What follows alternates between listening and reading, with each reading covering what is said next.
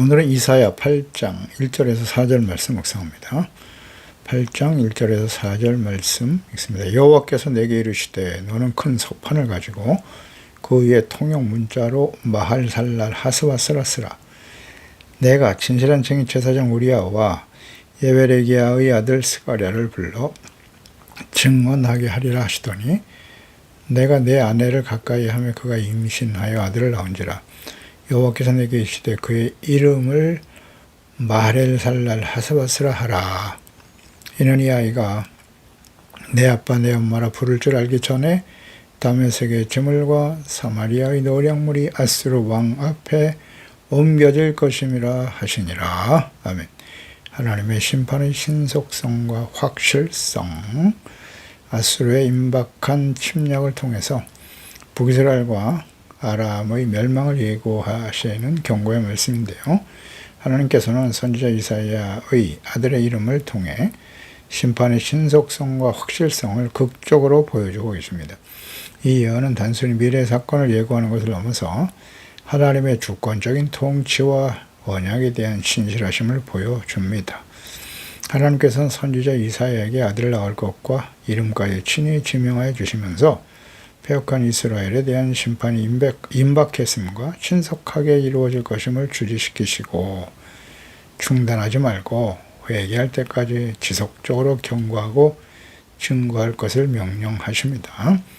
1절에 여호와께서 내게 이르시되 큰 석판을 가지고 그 위에 통용 문자로 마헬살랄 하스바스라고 쓰라고 하십니다. 석판을 준비해라. 하나님께서 장차 행하실 일에 대한 징조와 예언의 말씀을 당시뿐 아니라 모든 시대의 사람들이 다 알 수 있도록 석판을 준비해 기록하게 하셨습니다. 중요한 공적인 선포를 할 때 석판을 사용하십니다.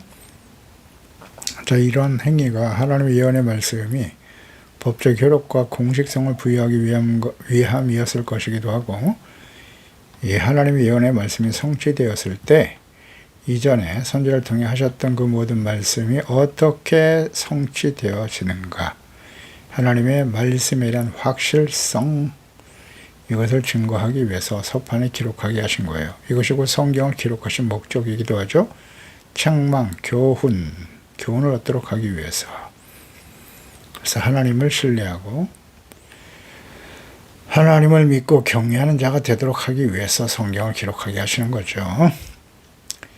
하나님의 심판의 예언의 말씀이 모호하거나 엄밀하게 감춰지는 것이 아니라 모든 사람, 모든 시대의 사람들이 알 수 있도록 공개적으로 선포하시고, 훗날 예언이 성취되었을 때 아무도 알지 못했다고 핑계하지 못하게 하실 뿐만 아니라 하나님의 말씀은 반드시 성취되는 것이다. 하나님의 신실하심을 증거하기 위함이죠.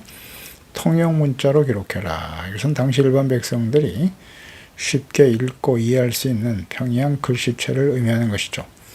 이 예언의 말씀이 특정 어느 계층이나 특별한 지식이나 지혜를 가진 사람들이 아닌 모든 백성들을 향한 것임을 알 수 있죠. 마헬살랄 하스바스, 이것은 마헬살랄 하시바스로 읽을 수 있게 됐는, 원래 원어는 그렇게 읽을 수 있는데요. 그 뜻은 신속하게 약탈물을 급속히, 노획, 약탈과 노획이 급속히 이루어질 것이다 라는 뜻이에요. 그러니까 이는 어리석고 교만한 아하스 왕이 하나님을 버리고 믿고 의지한 아람과 에브라임, 북이스라엘이 아수르에 의해서 머지않은 장래에 노략당하게 모든 것을 다 침략을 통해서 빼앗기게 될 것이다 라는 예언의 말씀이죠. 2절에 내가 진실한 증인 제사장 우리야와 스가랴를 불러 증언하게 하라 하시더라. 하나님께서는 예언의 신실성을 보증하기 위해서 두 명의 증인을 세우십니다. 제사장 우리야와 스가랴예요. 당시 사회적으로 존경받는, 인정받는 인물들이었죠. 제사장이니까요. 이들을 증인으로 세운 것은 이사야 예언이 개인적인 생각이나 주장이 아니라 공식적인 증거를 가진 하나님의 말씀과 예언임을 확증하기 위함이었습니다. 증인을 세워서 이 말씀이 하나님의 말씀이다. 그러나 많은 사람들이 선지자의 말을 하나님의 말씀으로 인정하지 않잖아요. 그 말씀을 선포하시고 장차 되어질 일에 대해서 증인을 제사장으로 세웠단 말이에요. 공식적인 증인을 세워서 그 말씀이 성취되었을 때 그 말씀은 선지자 개인, 인간적인 생각으로 하는 사람의 말이 아니라 하나님이 하신 말씀이라는 것을 확증하기 위함이죠. 이것이 성경입니다. 잘 이해해야 합니다. 성경은 그냥 사람들이 자기 생각대로 주장대로 쓴 것, 기록된 것이 아니에요. 하나님이 하신 말씀을 기록하신 것이고 그 말씀이 역사 속에 구체적으로 실현되었어요. 성경을 보세요. 다 증명됩니다. 말씀하신 말 다 이루셨어요. 이루어지지 않은 것은 하나도 없습니다. 그게 성경이에요.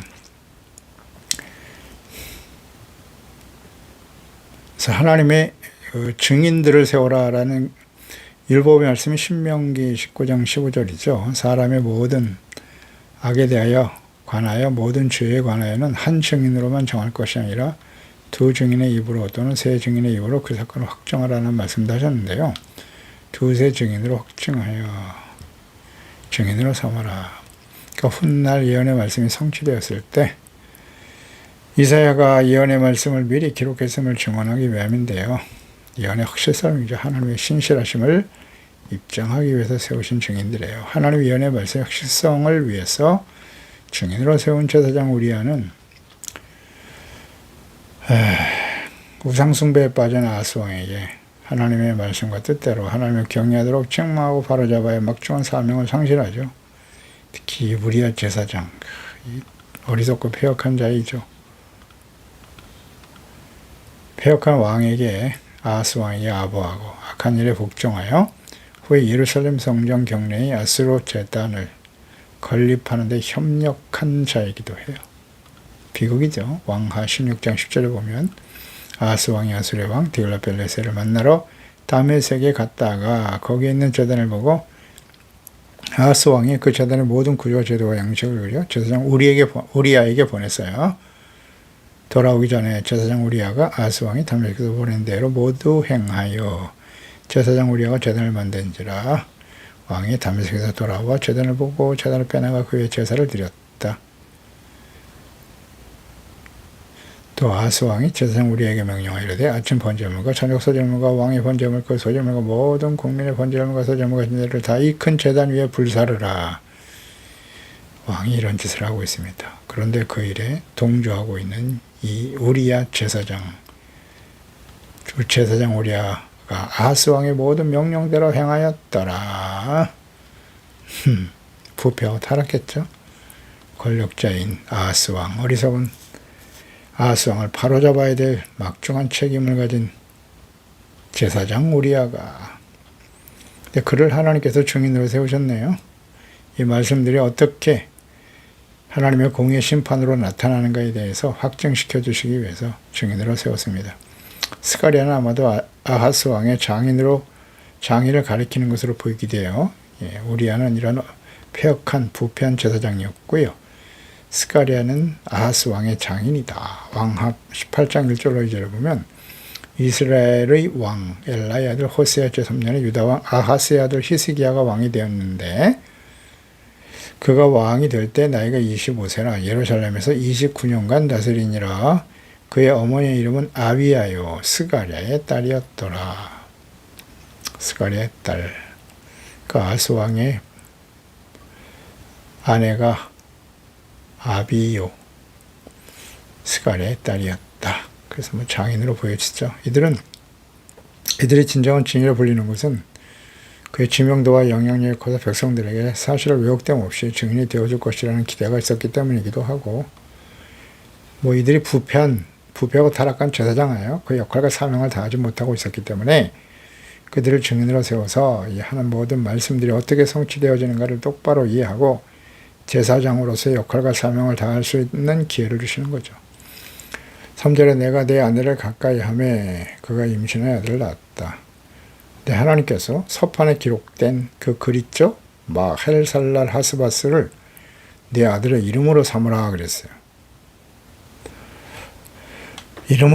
아들 이름을 이렇게 지어라. 하나님께서 그 이름을 아들에게 짓게 하시는 것은 그 아들 세대에 반드시 하나님의 심판이 이 말씀대로 이루어질 것이라는 뜻이겠죠. 살아있는 아이의 이름을 통해서 구체적으로 현실적인 표정이 되어진 것이죠. 그러니까 이 아이의 존재 자체가 움직이는 예언이라고 볼 수 있겠죠. 하나님의 말씀이 아들로 성육신된 것이나 마찬가지예요. 말씀이 그 아들을 통해서 이루어진다. 그래서 하나님께서 자신의 뜻과 계획 혹은 장차 이루실 일을 특별한 사람들에게 알게 하시고 자녀들의 이름을 미리 정해주시고 실제로 아들이 태어나서 그 이름대로 성취되어지는 과정을 종종 이전에 사용하시고 또 그 이후에도 사용하시는 것을 성경을 통해 우리가 확인할 수 있어요. 아이를 낳지 못하는 아브라함이죠. 사라에게 하나님께서 주신 예언의 말씀, 그 아들에 대한 예언의 말씀이죠. 창세기 17장 19절에 하나님이 이르시되 아니라 내 아내 사라가 내게 아들을 낳아줄 거야. 그 이름을 이삭이라 하라. 이름을 딱 정해주셨어요. 이삭이라는 이름을 지으라고. 내가 그와 내 언약을 세우리니 그의 후손이 영원한 언약이 될 것이다. 창세기 21장 3절에 아브라함이 그에게 나타난 아들고 사라가 자기에게 낳은 아들을 이름하여 이삭이라 하였고, 하나님이 지으라고 하신 대로 지었어요. 사라가 이르되 하나님이 나를 웃게 하시니 듣는 자가 다 나와 함께 웃었다. 웃는다는 뜻이거든요. 이삭이라 했다. 그러니까 이삭이 아브라함에게 주신 영원한 언약을 계승할 것이며 이삭의 아들 야곱의 12아들이 이스라엘의 12지파의 근간이 되게 하셨고 번성하게 하셨습니다. 언약이 성취를 이뤄가게 하시는 아들 이삭이었던 것이죠. 이렇게 미리 이름을 정하시기도 하셨고요. 그 다음에 이스라엘의 패역함을 증거하기 위해서 호세아 선지자, 북이스라엘의 마지막 선지자죠. 2절에 여호와께서 1장 2절로 6절에 호세아에게 말씀하십니다. 내가 음란한 여자를 맞이하여 음란한 자식을 낳아라. 이 나라가 여호와를 떠나 크게 음란함이니라.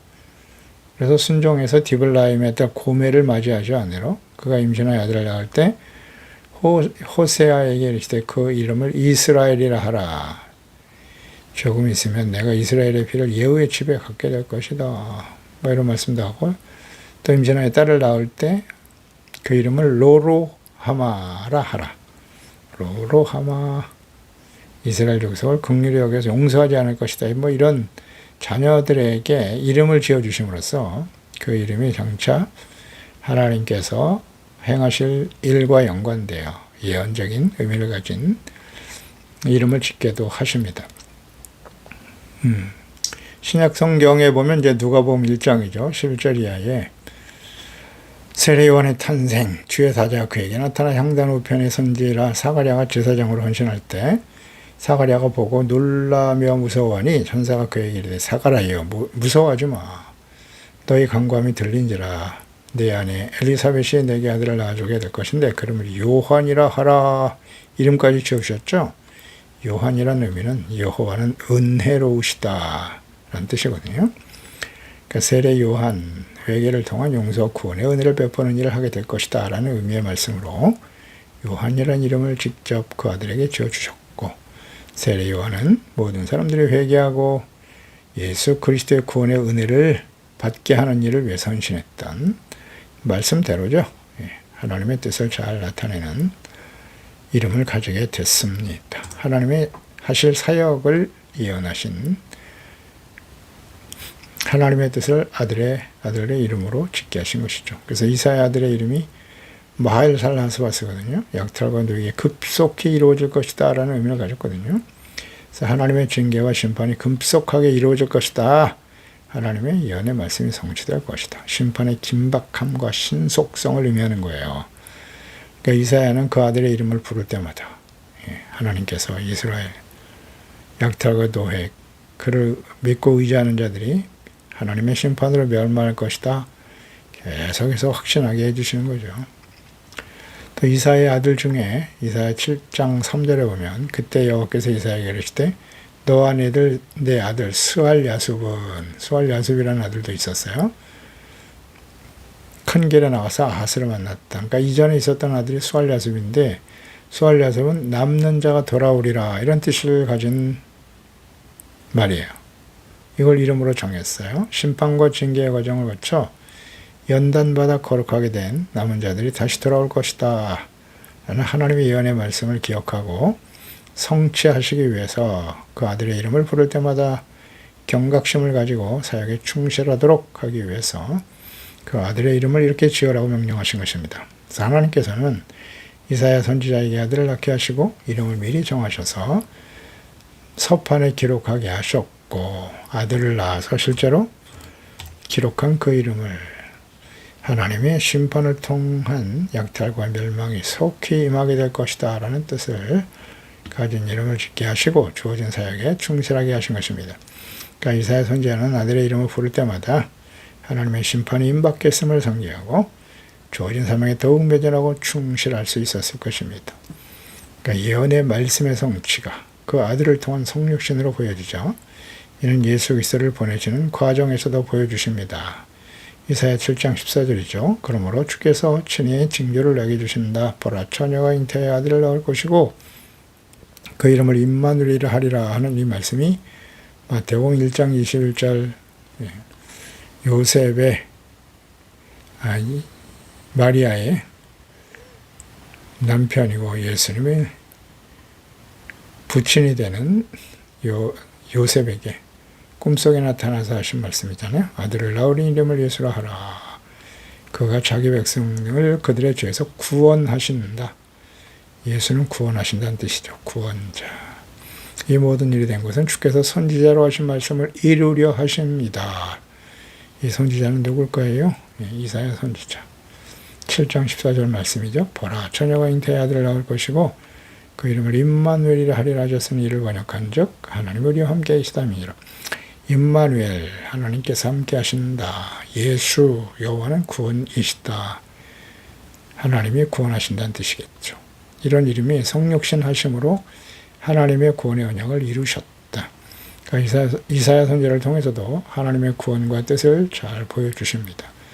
그러니까 이사야 선지 아들의 이름이 선포되는 순간부터 이제 폐역한 이스라엘, 유다에 하나님의 심판의 시계가 가기 시작한 거죠. 심판이 시작된 것이다. 이렇게 볼 수 있습니다.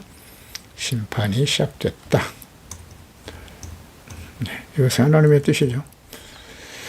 이 아이의 성장 곧 심판의 시간이 다가오고 있음을 알리는 가시적인 지표가 된 것입니다. 징조가 된 것이죠. 예수 그리스도의 성육신이 구원의 시작이었음을 우리 묵상해야 됩니다.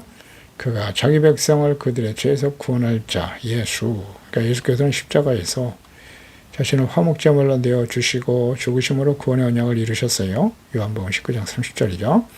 예수께서 신포도주를 받으신 후에 다 이루었다 하시고 머리를 숙이시니 영원히 떠나가셨다. 다 이루었어요. 하나님의 예언의 말씀이 다 성취된 거예요. 십자가에서. 구원이 완성되었도다. 그리고 요한복음 3장 16절이죠. 하나님의 세상을 처럼 사랑하사 독생자를 주셨는데 주신 이유는 그를 믿는 자마다 멸망치 않고 영생을 얻게 하려 하심이니라. 영생을 얻기 위해서 오신 거예요. 예수 그리스도를 보내주셨습니다. 17절에 하나님이 그 아들을 세상에 보내신 것은 세상을 심판하려 하심이 아니라 그로 말미암아 세상에 구원을 받게 하려 하십니다. 구원을 위해서 보내셨는데 그를 믿는 자는 심판을 받지 않는 것이고 믿지 않는 자는 독생자의 이름을 믿지 아니함으로 벌써 심판을 받은 것이다 라고 말씀하셨어요. 믿는 자에겐 구원, 믿지 않는 자는 심판입니다. 하나님의 심판이 시작되는 거예요. 예수 그리스도의 초림으로부터. 그래서 예수 그리스도의 성육신이 이처럼 구원과 심판이 시작되었음을 잘 보여준다는 사실이죠.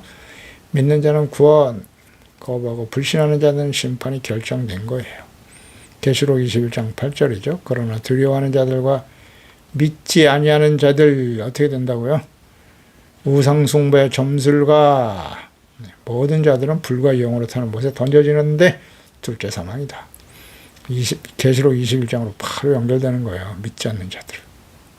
마지막 심판에 떨어지게 된다는 거죠. 믿지 않는 그 순간에 심판이 시작되는 거다. 그럼 믿음을 지킨다는 게 얼마나 중요한지 알겠죠? 위대한 사도 바울도 마지막 유언과 같은 말 디모데후서 4장 7절이 하잖아요. 마지막 내가 믿음을 지켰다. 달려갈 길을 다 달려왔고 선한 싸움을 싸우고 승리했다는 거죠. 그래서 하나님 앞에 의의 멸관을 받게 될 것을 바라보고 생을 마감하잖아요. 믿음을 지키는 것이 우리 그리스도인들이 해야 할 가장 중요한 하나님의 뜻이고 사명이에요. 4절에 이는 이 아이가 내 아빠 내 엄마라 부를 줄 알기 전에 하하 매우 임박했네요. 다메섹의 제물과 사마리아 노력물이 아스로 왕 앞에 옮겨질 것이다 라는 말씀하셨네요. 심판의 구체적인 시간표를 제시하신 거예요. 마할살랄 하스바스, 이 아이가 아빠 엄마라고 말할 수 있게 되기 전, 즉 아이가 태어나면 아빠 엄마라는 말을 하기까지 한 2, 3년 정도 걸리겠죠. 예.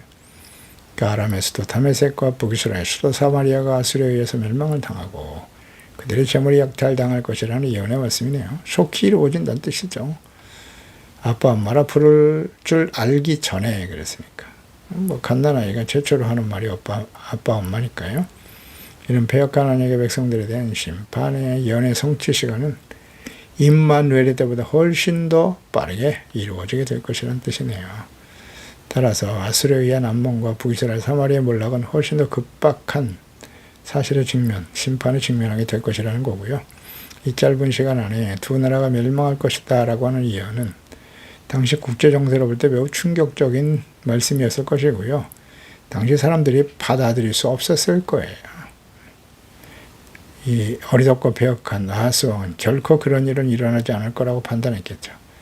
이는 오직 역사를 주관하시는 하나님의 능력으로만 가능한 일임을 알 수 있습니다.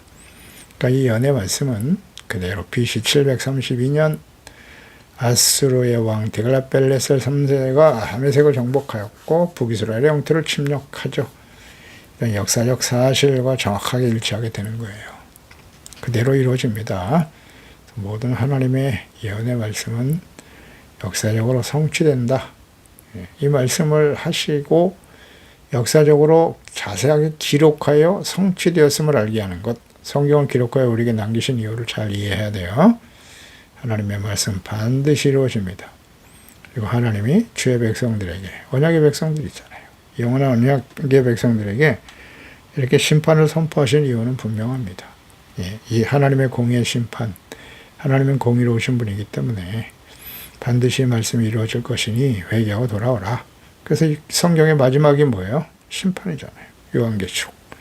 마지막 심판이 말 것이니 회개하고 열심을 내고 회개하라. 이기는 자가 되라. 성령의 교회들에게 하신 말씀을 들을지어다. 기도하겠습니다. 하나님 아버지, 하나님께서 오늘도 이 말씀을 통해서 패역하고 악을 행하는 하나님께서는 그들이 언약의 백성 이스라엘이 하나님을 경외하고 믿고 순종하기보다는 하나님을 알지 못하고 말씀에 대해 무지하고 우상 숭배에 빠져서 살아가는 이 패역한 모습을 더 이상 하나님은 좌시하실 수가 없었어요. 오래 참으셨지만 회개하고 돌아오라고 선지자를 보내서 외치고 계십니다. 돌이키지 않으면 하나님이 공의로 심판하실 수밖에 없다. 하나님을 믿고 의지하기보다는 당시 힘 있는 아수르, 아람과 북이스라엘의 연합군을 상대하기 위해서 하나님을 믿고 의지하기보다는 힘 있는 아수르를 의지했는데 그들이 어떻게 하나님의 심판으로 멸망할 것인가를 자세히 보여주셨습니다. 그리고 이 말씀이 사실임을 확증하기 위해서 서판에 기록하게 하셨고 또 선지자가 낳은 아들 이름을 곧 심판이 임박할 것이다 라는 의미의 서판에 기록한 말씀을 그대로 아들의 이름으로 사용하게 하셨습니다. 이것은 하나님의 심판이 아주 임박했다는 사실을 아들의 이름을 부를 때마다 선지자로 깨닫게 하시고 지속적으로 사역에 충실하도록 하기 위함이었는데 그만큼 하나님의 언약의 백성들이 주님께로 돌아오기를 간절히 원하시는 하나님의 사랑과 하나님의 간절함을 느끼게 됩니다. 주여, 그렇습니다. 이 마지막 성경의 마지막에 요한계시록 심판이 아니겠습니까? 예수 그리스도를 보내사 모든 사람들의 구원받기를 원하시지만 또 믿지 않는 자는 결국 심판이 임할 수밖에 없는 것이 하나님의 공의인데 우리가 주의 은혜로 예수 그리스도를 알고 믿어 구원받아 하나님의 자녀가 되었습니다. 이 심판이 누가 당하는 것입니까? 하나님의 언약의 백성들이 심판당하는 거예요. 하나님의 공의 앞에. 요한계시록의 마지막 심판은 교회에서부터 시작되는 거예요. 예루살렘과 교회. 주여, 그러하오니 이 말씀을 듣는 저희들만큼이라도 우리 소중한 가족들, 자녀들 모두 다 근신하고 깨어서 성령의 인도하심을 따라 하나님 앞에 주님 오시는 날 흠이 없고 영광스러운 모습으로 주님을 맞이할 수 있도록 도와주세요. 예수님의 이름으로 기도드리옵나이다. 아멘.